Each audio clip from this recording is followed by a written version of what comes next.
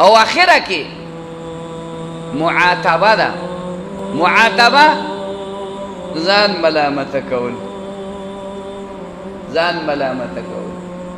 هغه دا مطلب دی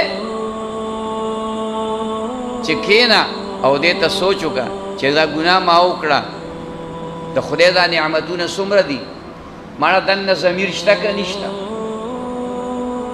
دننه څه ایمانی قوت شته او که نشته؟ دی خوا د الله د نعمتونو ته وګوره، د خدای سترګې را کړي دي، خدای لاس را کړي دي، خدای خپې را کړي دي، الله ډوډۍ را کوي، بشماره نعمتونه، ګرمي را باندې راولي، یخني را باندې راولي، بارانونه را باندې وري. د خدای د نعمتونو څه شمار شته؟ ان تعدوا نعمت الله لا تحصوها. تاسو که د خدای نعمتونه شمارئ دا پوره کولی نشئ. نو ځان ملامته که مړه ته ځان ته سړی وې، ځان سره خبرې وکړه چې مړه دا سړیتوب دی، دا انسانیت دی، خدای دونه نعمتونه را کړي دي او زه د خدای نه نافرماني کوم. لاس مې روغ دي، خپې مې روغې دي، سترګې مې روغې دي، او اذان وشو زه جومات ته نه ځم. لږ ځان په خپله ملامت کړه، بل چاته ضرورت نشته دی. خدای کو دا وعظونه نصیحتونه دا مونږ هسې تذکیر کوو، یاد دهاني کوو. تاسو کې هر سړی په دې خبره پوهه دی چې بانګ وشو نو څه به کوې؟ ګډېږي به که ډولکی به راوي؟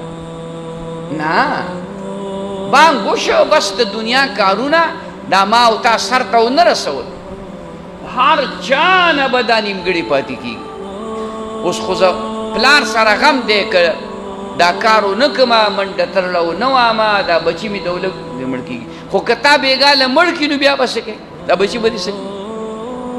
قسم دی هغه بچي به دې خدای ستا نه اخیستی. خلکو لوی لوی ارمانونه په زړونو یوړه که یو یې نه وړه. زمونږ د ټولو په زړونو څه ارمانونه شته، دا به کوم، دا به کوم، دا به کوم.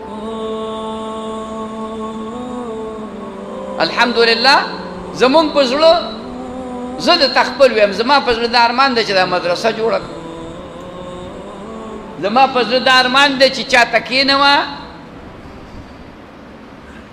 او درس ورته وکړم، په اعلی پیمانه باندې وکړم، او د چا په زړه کې به دا ارمان وي چې غټه بنګله جوړه کړم، غټ موټر واخلم، دا وکړم، هغه وکړم. نه، ارمان ځان له کېده خو د دین، ارمان ځان له مخې ته کېده، تمنا ځان له مخې ته کېده خو د دین، چې نیکۍ به کومه، اعمال به کومه، منځونه به کومه، نفلونه به کومه، تبلیغ کې به ځمه، ذکرونه به کومه، جومات سره به ربط او تعلق ساتمه، مدرسې سره به ربط او تعلق ساتمه، خانقاه سره به ربط او تعلق ساتمه. هر وخت به دې سوچ په نیکۍ نیکۍ نیکۍ نیکۍ. نو که مرګ راغی نو ته به د نیکۍ په سوچ کې د الله مخې ته لاړ شي او دغه خبرې خپلې ارمان وګرځوئ چې الله پاک دا خدمت د دین په مختلفو طریقو کې الله پاک زمونږ نه وایي.